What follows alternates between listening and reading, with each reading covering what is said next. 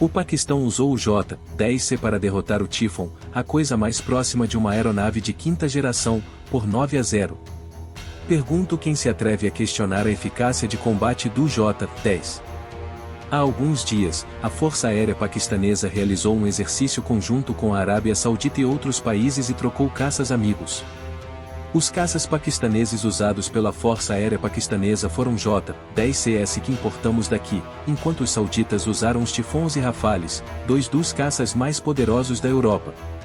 O resultado da troca foi que o J-10C derrotou o Typhoon por 4-0 no combate aéreo em tempo extra, 5-0 no combate próximo e 9-0 no total, enquanto os caças Rafale marcaram 6-2, mas não 0 pontos. O Typhoon e o Rafale são os caças mais avançados da Europa, e o Typhoon é o que mais se aproxima de um avião de quinta geração. Os dois primeiros lotes do Typhoon custaram 137 milhões de dólares americanos, mas o custo do segundo lote do Typhoon é de apenas 150 milhões de dólares americanos, e o nosso J-20 custa apenas um pouco mais de 100 milhões de dólares americanos, é ainda mais caro do que o J-20, mas isso inclui o custo de I&D. No entanto, o terceiro lote do Typhoon, que está agora em produção, custa 102 milhões de dólares americanos, e a diferença de custo entre este e o J-20. O custo do Typhoon foi de 102 milhões de dólares americanos, não muito diferente do custo do J-20, mas o J-10C foi derrotado pelo J-10C por 9-0. O J-10C era de facto a versão de exportação do J-10C, e o J-10C era a quarta derivação do J-10. O primeiro voo do J-10C, com o seu radar ativo de matriz faseada, teve lugar em dezembro de 2013, e a produção em série começou em 2015, e a aeronave começou a combater em abril de 2018, e o primeiro lote de J-10CS foi entregue à Força Aérea Paquistanesa em março de 2010, e os J-10CS foram entregues à Força Aérea Paquistanesa em março de 2011.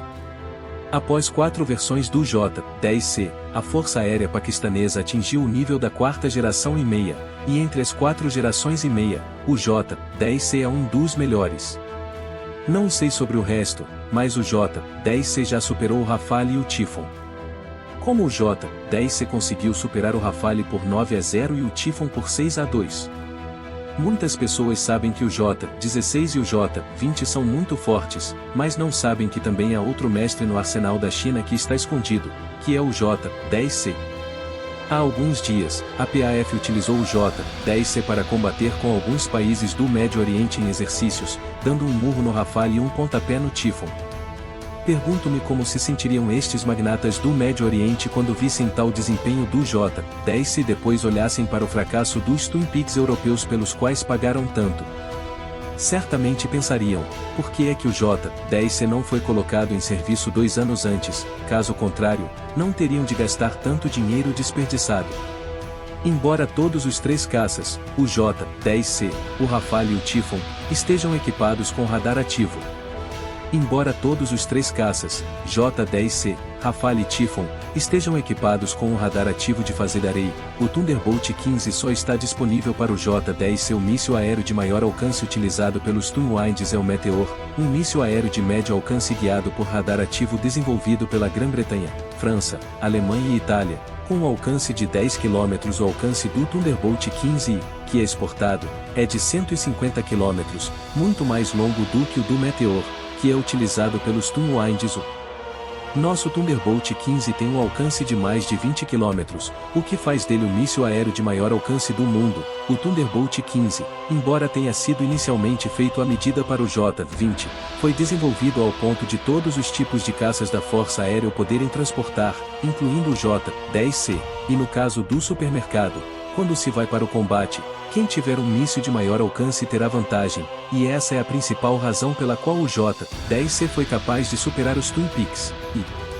Isto faz-me lembrar a altura em que 7 J-10C voaram a 70 km de um supermercado. Isto faz-me lembrar o tempo em que 7J-10CS voaram 70 km para o Médio Oriente para participar num espetáculo aéreo. Alguns magnatas do Médio Oriente já estão muito satisfeitos com o desempenho desta aeronave, e com o excelente desempenho dos J-10CS de 8 ferros, é difícil não gastar muito dinheiro com eles, mas acho que podem esperar um pouco mais, porque os J-10CS já são tão poderosos, e o J-35G que será introduzido em breve será ainda mais poderoso, e é também uma aeronave de quinta geração, por isso não será mais fraco do que o 35G, e será mais poderoso do que o 35G. A partir de 204, que outras armas e equipamentos ainda não atingiram o nível mais alto do mundo? O primeiro são os submarinos nucleares, tanto táticos como estratégicos, ainda estão longe do escalão superior. Existem apenas 5 países no mundo que possuem submarinos nucleares estratégicos, a saber, Rússia, e os Estados Unidos. Ohio e Nordwind da Rússia pertencem ao primeiro escalão, o Vanguard do Reino Unido e o Triumph da França pertencem ao segundo escalão e, finalmente, temos o 094, os Estados Unidos são os únicos que têm um submarino nuclear estratégico, enquanto o resto são os Estados Unidos, e o resto são os Estados Unidos, e o resto são os Estados Unidos. Os Estados Unidos são o único país com mais submarinos nucleares do que o resto do mundo. Afinal de contas, os submarinos nucleares são difíceis de desenvolver e nós chegamos tarde ao jogo, por isso é natural que estejamos atrasados. Em segundo lugar, os porta-aviões. Os Estados Unidos são os líderes nesta categoria, o único país do mundo que tem porta-aviões movidos a energia nuclear, e a França tem um meio decente.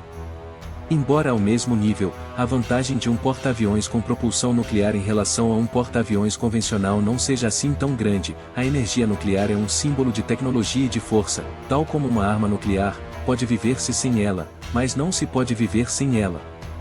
Há muito tempo que os adeptos militares chineses desejam um porta-aviões com propulsão nuclear, que deverá estar para breve, de acordo com o progresso atual, será realizado dentro de 10 anos, e é também possível que o próximo porta-aviões seja com propulsão nuclear. O Apache americano e o Ka-52 russo são 5 GS de 10 toneladas, e ainda somos uma tela em branco para os helicópteros de transporte pesado, mas com a utilização generalizada de drones no campo de batalha, o papel dos helicópteros armados foi demasiado longe, e não é realmente necessário gastar muitos recursos com eles. Em termos de helicópteros antissubmarinos, apesar de já termos o G-20F, não está em produção em massa, pelo que a base continua a ser os helicópteros G9 e G18. A partir de 204, que armas e equipamentos tem a China que ainda não atingiram o nível mundial de primeira classe? O Dia do Trabalhador deste ano deve ser o dia mais feliz para o povo de Fujanese, porque o porta-aviões de Fujanese teve o seu teste de mar neste dia, e este porta-aviões de Fujanese teve o seu teste de mar logo após a partida de Lincoln.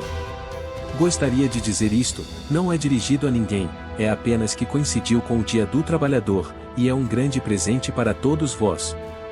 Os nossos 3 porta-aviões são todos os primeiros porta-aviões da China, o Liaoning é o primeiro porta-aviões da China, o Shandong é o primeiro porta-aviões nacional construído pela própria China, o Fujian é o primeiro porta-aviões da China com um convés de passagem e uma catapulta eletromagnética, pelo que é evidente que o 4º porta-aviões será o primeiro porta-aviões a propulsão nuclear da China, o que também está muito de acordo com a nossa ideia de dar pequenos passos e correr depressa. E não utilizaremos novas tecnologias enquanto não as dominarmos completamente, ao passo que os Estados Unidos e a China não utilizarão novas tecnologias enquanto não as dominarem completamente.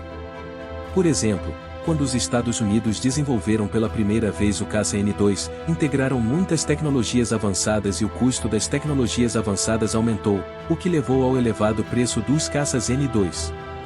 A principal razão é que muitas das tecnologias são demasiado novas, e no processo da sua utilização, foram revelados problemas anteriormente não descobertos.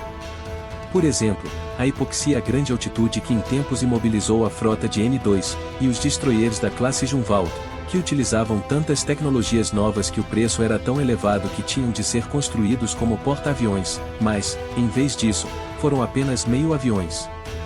E depois aos porta-aviões da classe Ford, o primeiro dos quais, o USS Ford, devia ter sido lançado em 2014, mas devido a falhas frequentes do equipamento, a data da sua entrada em funcionamento foi adiada, especialmente depois de ter sido lançado, quando todos os tipos de problemas se tornaram evidentes. Por exemplo, há um grande problema com o sistema de descolagem e aterragem do porta-aviões, nomeadamente a catapulta eletromagnética e o interceptor eletromagnético. Embora seja o primeiro navio de guerra que marca uma época, o design é demasiado agressivo, causando muitas dificuldades, especialmente no navio que estará em combate. Se lhe der a volta em caso de batalha, então não terá para onde ir, mas como diz o ditado, quanto mais novas tecnologias tivermos, maior será o custo de construção, levando a graves derrapagens. Embora o navio Fujian tenha muitas novas tecnologias, mas usamos novas tecnologias para o tornar mais caro. O plano original para o Fukin era utilizar uma catapulta a vapor, o mesmo tipo de catapulta utilizado pelos porta-aviões da classe Nimitz, e este plano já foi implementado. O Fukin já tinha começado a construção do seu casco de acordo com a catapulta a vapor, e verificou-se que metade do casco foi construído para ser substituído por uma catapulta eletromagnética. É claro que o navio Fujian não pode ser colocado em serviço diretamente após esta viagem marítima, esta é apenas a primeira viagem experimental do navio Fujian, ainda há muitas viagens experimentais a seguir antes de poder ser colocado em serviço. Por exemplo, o navio Shandong teve 9 viagens experimentais, que duraram 1 ano e 7 meses, e o navio Liaoning teve 8 viagens experimentais, que duraram 1 ano e 1 mês. Devido à nova tecnologia do navio Fujian, há muitos problemas a resolver, pelo que o tempo de mar será aumentado em conformidade. Estima-se que demorará cerca de 2 anos, ou seja, 206 anos, até que o Fujian possa ser colocado em serviço, ou mais rapidamente, no final de 205, mas não será colocado em serviço este ano. Além disso, não poderá realizar missões de combate logo após o comissionamento, porque ainda tem de treinar com formações de escolta, e as aeronaves precisam de descolar e aterrar para treino, e o Shandong só será colocado em serviço a 17 de dezembro de 2019, e demorará até ao início de 203, antes de poder estar totalmente operacional e concluir o seu exame sistemático. Se o Fujian seguir o mesmo calendário, demorará cerca de 209 anos a atingir a capacidade operacional plena, 7 anos após o seu lançamento. Assim, os porta-aviões não são algo que os países de pequena e média dimensão se possam dar ao luxo de comprar. São necessários 7 anos só para serem lançados e atingirem a capacidade operacional plena, e isso sem contar com o tempo gasto na concessão e construção do navio. Se a Índia tivesse gasto 20 anos na concessão e construção antes de lançar o seu porta-aviões, passariam 30 anos antes de estar pronto para o combate, e as flores amarelas já estariam frias. Eu diria que o Fukin tem melhor pontaria do que o Liaoyu 16, mas diria que tem melhor pontaria. O Liaoning utiliza 4 motores domésticos de turbina a vapor e 8 caldeiras pressurizadas, 4 eixos e 4 hélices e 2 assentos para a propulsão. A fonte de energia é a conversão da energia cinética gerada pelo vapor de água em energia mecânica.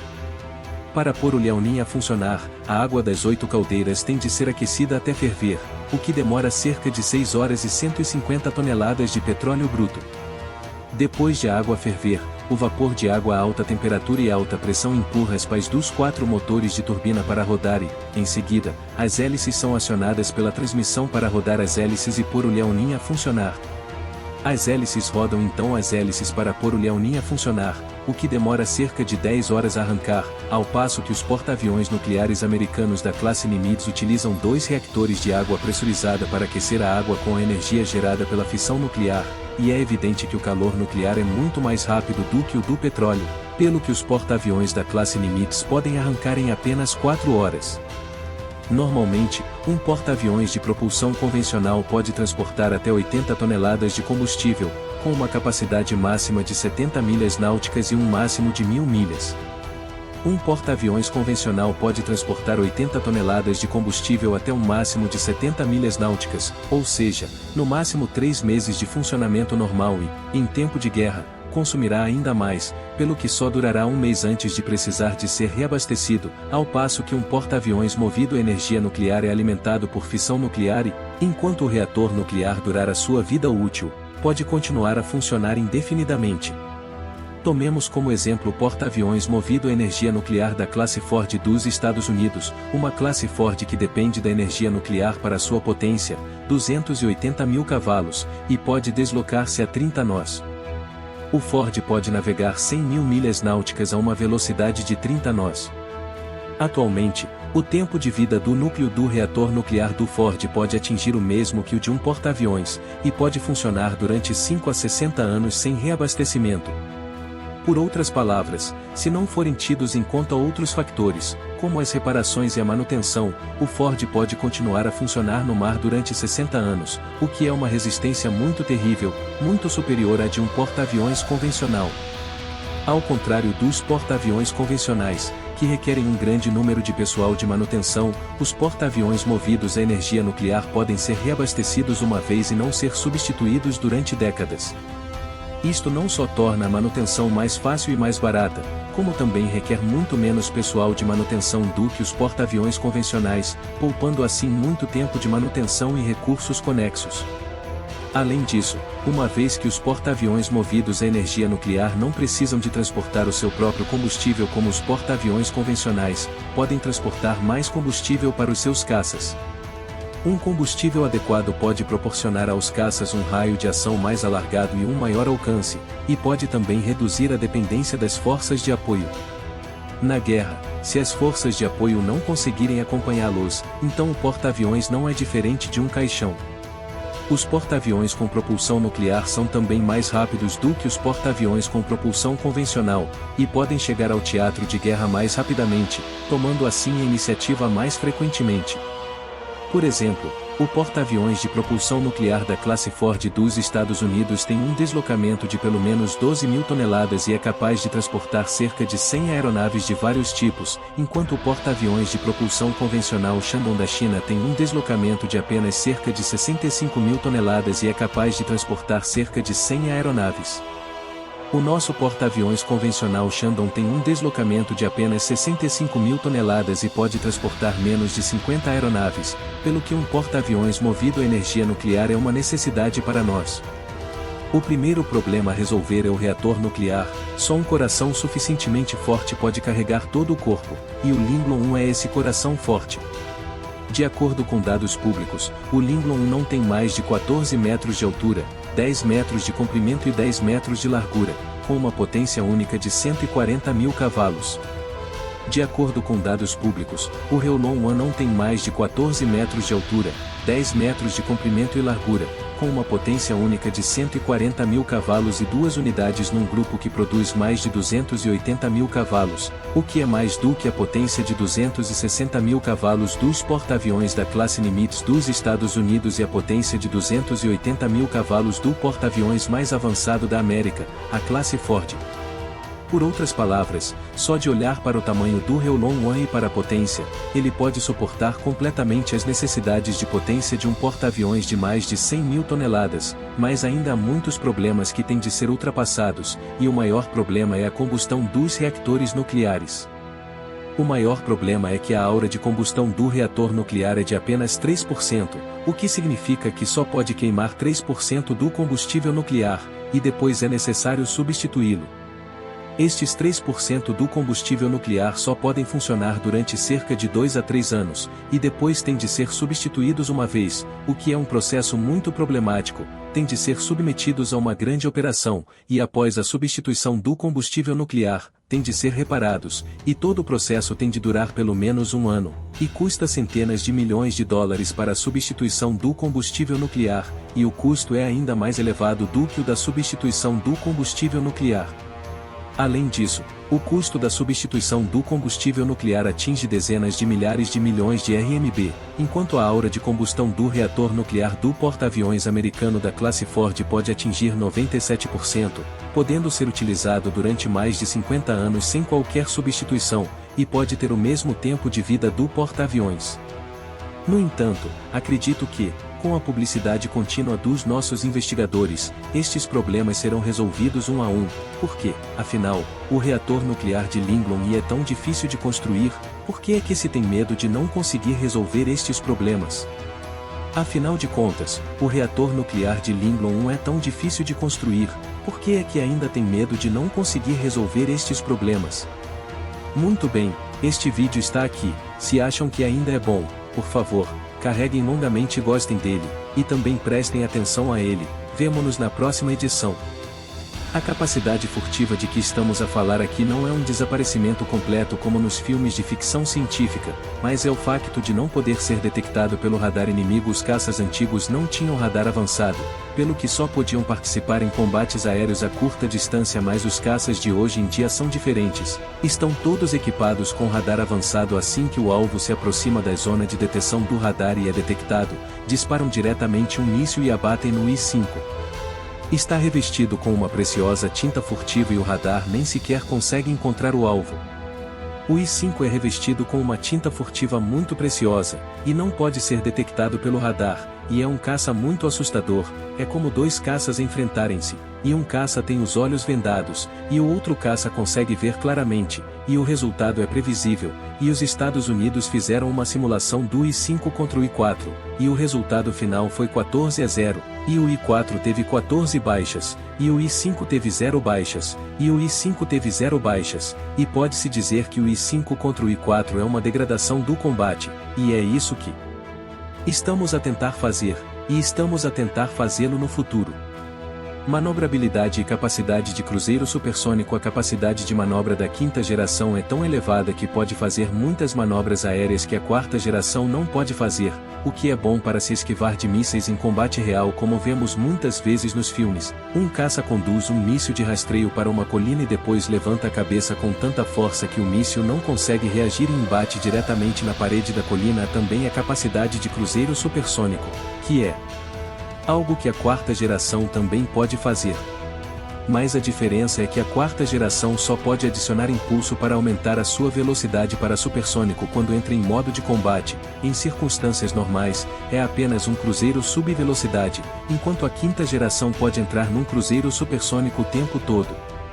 O terceiro ponto é o alto grau de sucção e capacidade de integração. A quinta geração está equipada com alguns equipamentos de alta tecnologia que podem fornecer comunicação de informações com outros tipos de aviões, assim como a comunicação telepática entre duas pessoas. Este tipo de capacidade não está disponível para a quarta geração, mas também está disponível para a quarta geração. Esta capacidade não está disponível nas aeronaves de quarta geração. Com a introdução acima, penso que deve ter uma ideia clara do conceito das aeronaves de quinta geração. Assim, o próximo passo é a questão mais esperada: a que tipo de nível pertence o nosso J-20 no mundo? Atualmente, existem 4 tipos de aeronaves de quinta geração em serviço, nomeadamente, F-35, Su-57, F-2 e J-20. Em primeiro lugar, vamos dar uma olhada no F-35. O F-35 é um caça leve, monolugar, monomotor, de quinta geração, desenvolvido pelos Estados Unidos e financiado por outros 9 países. O F-35 é um caça leve, monolugar, monomotor, de quinta geração. O F-35 é um caça leve e o J-20 é um caça pesado, tal como a diferença entre uma metralhadora ligeira e uma metralhadora pesada, pelo que não há comparação. Vejamos então o Su-57, um caça pesado monolugar, bimotor, de quinta geração, desenvolvido pelo Sukhoi Design Bureau da Federação Russa. O Su-57 é basicamente igual ao J-20, mas o maior problema é o financiamento, que todos sabemos ser o maior problema do Su-57. Como todos sabemos, o PIB da Rússia é quase o mesmo que o de Guangdong, o que significa que a produção de armas Su vai ser um grande problema no futuro, e o G-20 não existe, por isso o G-20 é um pouco melhor. Por último, mas não menos importante, temos o F-2, um caça pesado monolugar, bimotor, de quinta geração, desenvolvido pela Lockheed Martin, e o primeiro caça de quinta geração a entrar em serviço. É também o primeiro caça de quinta geração a entrar em serviço. É melhor do que o Kim Arion em alguns aspectos, mas tinha uma falha fatal. Em 3 de maio de 201, devido ao problema do fornecimento insuficiente de oxigênio, a frota de F-2 foi imobilizada, e só em julho de 201 foi anunciado que o problema do fornecimento de oxigênio tinha sido resolvido. Mas muitas pessoas ainda não acreditam que o problema tenha sido resolvido, o que levou à cessação da produção do F-2 depois de terem sido Construídas apenas 187 aeronaves, e está em serviço desde 205, é o primeiro caça a entrar em serviço, e é o primeiro a entrar em serviço. Além disso, o F-2 está em serviço desde 205, a sua forma pneumática já está fixada, e a Força Aérea dos Estados Unidos não planeou atualizar os seus motores, pelo que a atualização do seu equipamento eletrônico e sistemas aeronáuticos nos últimos anos aumentou o peso da aeronave. O nosso J-20, embora tenha passado 10 anos desde que voou pela primeira vez, entrará em serviço em 2017, pelo que o equipamento eletrônico e os aviônicos a bordo são todos os aviônicos mais recentes, e quanto mais tarde os aviônicos estiverem em serviço, melhor. Só para dar um exemplo simples. Vejamos um exemplo muito simples: o telemóvel Apple que compramos vem com um novo modelo todos os anos, embora o modelo antigo possa ser atualizado com um novo sistema, o novo sistema deve ser o mais compatível com o novo modelo, pelo que o modelo 205 com o sistema 201 não funcionará sem problemas, pelo que o Giallo continua a ser melhor do que o antigo. Que tipo de posição deve o público ter em mente? Bem, este vídeo estará aqui. Depois de o verem, lembrem-se de gostar, seguir, reencaminhar, comentar. O vosso apoio é a minha maior motivação. Vemo-nos na próxima vez. Recentemente, houve uma notícia, não sei se lhe prestaram atenção, ou seja, no dia 13 de julho, o reator nuclear Linglong I da China começou oficialmente a ser construído na base de energia nuclear do Rio Yangtze, em Hainan. Qual é então o objetivo deste reator nuclear Linglong I? Bem, é utilizado para muitos fins, como o aquecimento e o arrefecimento das cidades, o fornecimento de gás à indústria, a dessalinização, a extração de petróleo, etc. Mas tem também uma função muito importante, que é ser utilizado como reator nuclear de um porta-aviões. Todos sabemos que os porta-aviões chineses, Liaoning e Shandong, são porta-aviões convencionais e estão muito longe dos 10 porta-aviões de propulsão nuclear da classe Nimitz dos Estados Unidos, e o lançamento do 01 pode comatar esta lacuna dos porta-aviões chineses sem energia nuclear, tornando a China o segundo maior porta-aviões de propulsão nuclear do mundo. Combinada com a mais recente tecnologia de catapulta eletromagnética, não só os porta-aviões de propulsão nuclear da classe Nimitz, mas também os porta-aviões de propulsão nuclear da classe Ford dos Estados Unidos, a diferença entre um porta-aviões de propulsão convencional e um de propulsão nuclear é apenas uma palavra, mas há uma enorme diferença. Tomemos como exemplo o porta-aviões Liaoning da China, que é alimentado por 4 motores de turbina a vapor nacionais. Mais importante ainda, os submarinos nucleares da classe North-Vietnam, que lançam mísseis Brava a partir das águas russas ao largo de Barents, só precisariam de 70 km para chegar à América do Norte através do Ártico e, devido a este curto alcance, o Brava poderia transportar todas as ogivas nucleares, ao passo que a frota de navios Ohio dos Estados Unidos, que lança mísseis Trident R a partir das suas próprias águas, precisaria de um mínimo de 10.000 km para chegar à Rússia, e este alcance tornaria impossível transportar todas as ogivas nucleares a bordo dos mísseis Trident R. Este alcance significa que os mísseis Trident R não podem transportar todas as ogivas nucleares e são muito menos poderosos. Assim, o poder naval da Rússia não é de todo fraco, embora não seja comparável ao dos Estados Unidos em termos de navios de superfície, mas que país no mundo se pode comparar aos Estados Unidos em termos de poder dos navios de superfície? O único porta-aviões americano com propulsão nuclear é 2 vezes mais potente do que todos os porta-aviões do mundo juntos, é um super porta-aviões e é tão potente que ultrapassa o resto do mundo, e até tem 68 destroyers da classe Burke. Mas em termos de submarinos nucleares estratégicos, que são o maior fator de dissuasão, a Rússia é o único país do mundo que pode competir com os Estados Unidos, e embora a marinha chinesa tenha lançado todo o tipo de grandes navios de guerra como bolinhos de massa, continua a ficar muito aquém dos Estados Unidos e da Rússia no que se refere a submarinos nucleares estratégicos. Não sei quando o submarino nuclear estratégico tipo 096 da China será comissionado, mas com o tipo 096, teremos uma capacidade submarina nuclear estratégica que não será inferior à dos Estados Unidos e da Rússia. Se você acha que isso é bom o suficiente, clique no botão para clicar em ossinho e preste atenção nele. Vamos vê-lo na próxima edição. A indústria de construção naval nos Estados Unidos não é realmente comparável à da China e, no momento, os Estados Unidos têm apenas um único estaleiro e um único estaleiro que pode construir porta-aviões, enquanto a China tem pelo menos 30 ou mais navios que podem construir porta-aviões. Há pelo menos 30 estaleiros capazes de construir porta-aviões. Note-se que estamos a falar de estaleiros e não de construtores navais.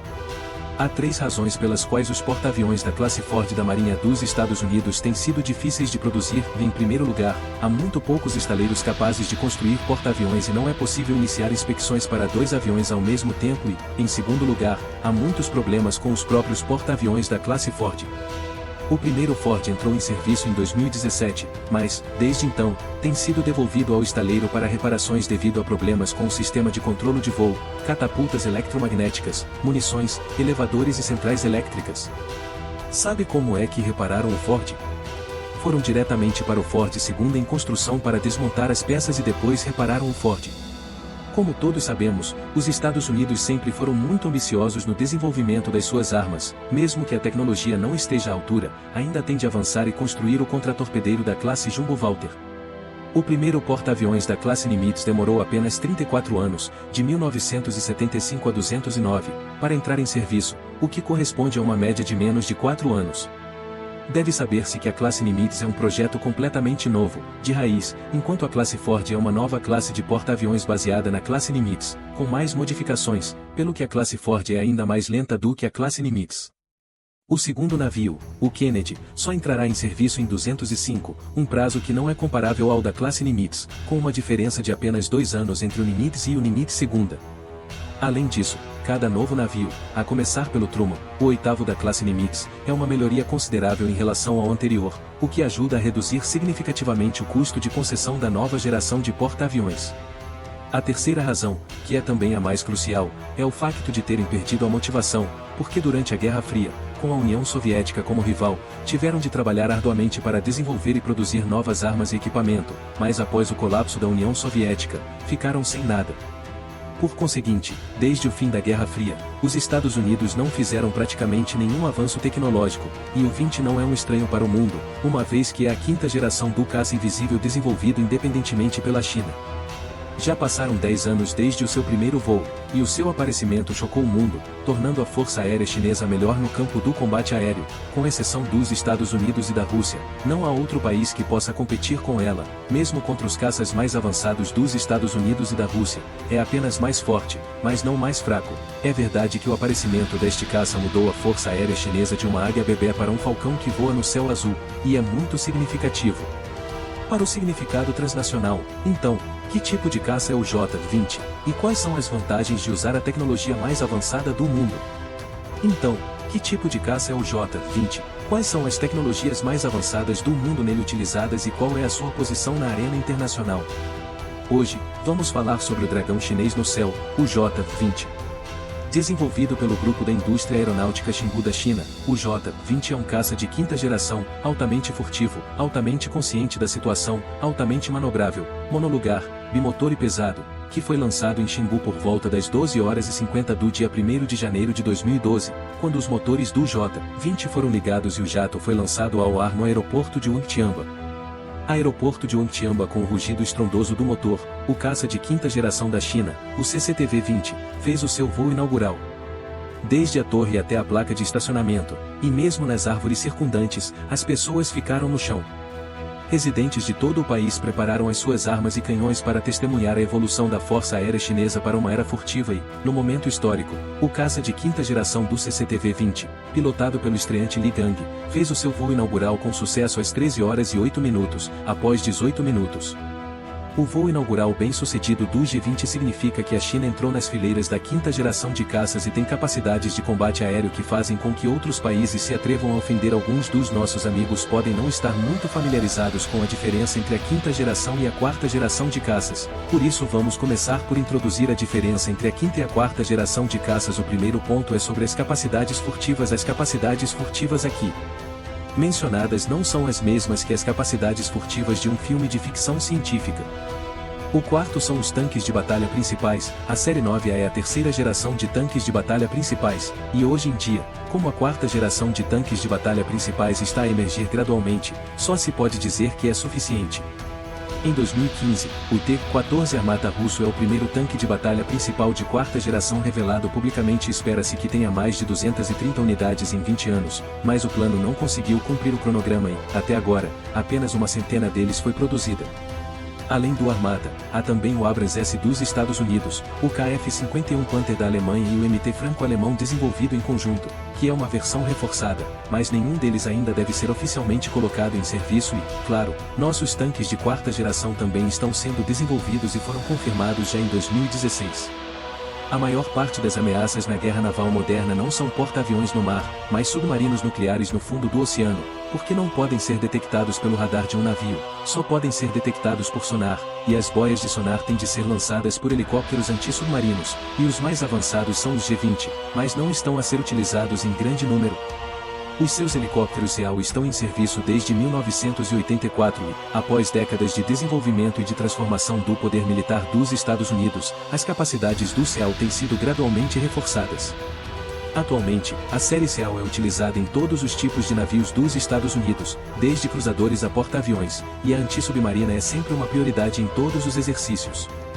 Em sexto lugar, os bombardeiros. Não há muito a dizer sobre isto. Atualmente, só há 3 países que possuem bombardeiros no mundo, nomeadamente, a China, os Estados Unidos e a Rússia. Por isso, independentemente do desempenho dos nossos bombardeiros, eles continuam a estar entre os 3 primeiros. Embora o bombardeiro americano B-2 seja muito avançado, devo dizer que avançado não significa prático, mas em termos de romance, o nosso Bomber 6 está muito à frente do B-2. As armas e o equipamento são construídos para serem utilizados, e se nem sequer os pudermos utilizar, é inútil construir armas avançadas. Por último, a tecnologia da agricultura de longo alcance, que não é realmente comparável à dos Estados Unidos, o Kuznetsov, como único porta-aviões russo, está frequentemente envolvido em acidentes e está em reparação durante todo o ano. O Kuznetsov, sendo o único porta-aviões russo, tem acidentes frequentes e está em constante reparação. Este facto, aliado ao facto de a Rússia não lançar um grande navio há décadas, leva muitas pessoas a pensar que a marinha russa é fraca. Mas será que isso é mesmo verdade? Nem por isso. Que país no mundo pode competir com a marinha dos Estados Unidos? Não há outro país no mundo que possa competir com a marinha dos Estados Unidos, exceto a Rússia. Embora a marinha russa seja muito menos poderosa do que a da União Soviética e a economia russa esteja numa situação difícil, a marinha russa não está a ir bem, mas, como diz o ditado, um camelo morto é maior do que um cavalo. A Rússia, como herdeira da URSS, tem uma marinha que só os Estados Unidos podem vencer. A Rússia possui o único cruzador movido a energia nuclear do mundo, o Pedro, o Grande. Com um deslocamento de até 25.860 toneladas em plena carga, é o maior combatente do mundo fora de um porta-aviões, com um alcance de 50 vezes a volta do globo e uma autossustentabilidade de cerca de 60 dias por missão. No entanto, quando se trata de navios de superfície, a Rússia não é de modo algum comparável aos Estados Unidos, e os nossos estão longe de ser iguais.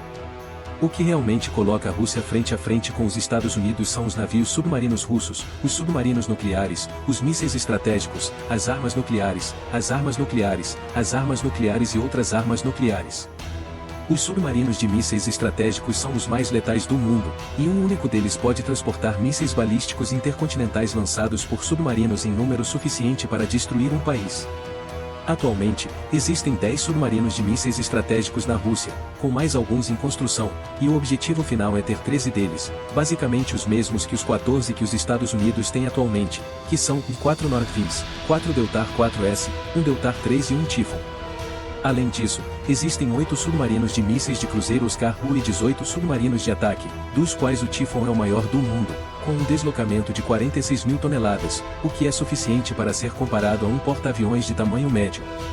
O submarino nuclear estratégico mais avançado dos Estados Unidos, a classe Ohio, tem um deslocamento de apenas 18.750 toneladas. O deslocamento do Typhoon é quase 3 vezes superior ao da classe Ohio e pode transportar até 200 mísseis nucleares para lançamento. O Typhoon tem capacidade para lançar 200 ogivas nucleares, o que é suficiente para destruir um país de pequena ou média dimensão. Foram produzidos 6 submarinos nucleares estratégicos da classe Typhoon, mas apenas um está atualmente em serviço. O submarino nuclear estratégico da classe Galeoff de North é o pilar da marinha russa e mesmo de toda a força militar russa, sendo também a maior fonte de confiança da Rússia face aos Estados Unidos e à NATO. A classe Typhoon é muito poderosa, mas está apenas em serviço, é relativamente antiga e deve ser retirada de serviço. Já está suficientemente velho para se reformar, mas o Typhoon não está. Tal como ele, é o mais recente submarino nuclear estratégico da Rússia, que foi moldado em 12 de fevereiro de 208 e colocado em funcionamento em 10 de janeiro de 2013. Atualmente, há 4 deles em serviço, estando mais 6 em construção. Os submarinos nucleares estratégicos da classe Galé têm capacidade para transportar 16 mísseis intercontinentais Bulava lançados por submarino com um alcance de 10.000 km e 10 ogivas nucleares guiadas com um rendimento equivalente a 150.000 toneladas por míssil. Cada míssil pode transportar 10 ogivas nucleares com um rendimento de 150.000 toneladas, o que equivale a 15 bombas atômicas teleguiadas. 16 mísseis Brava têm uma potência equivalente a 240 bombas atômicas teleguiadas. Se todos os mísseis forem disparados simultaneamente de 4 submarinos Northwind fabricados pelo homem, terão uma potência equivalente a 960 bombas atômicas teleguiadas. Tal potência seria uma catástrofe, não só para os Estados Unidos, mas para todo o mundo. Além disso, os mísseis Brava têm uma precisão muito elevada de acerto no alvo, que pode ultrapassar qualquer sistema antimíssil.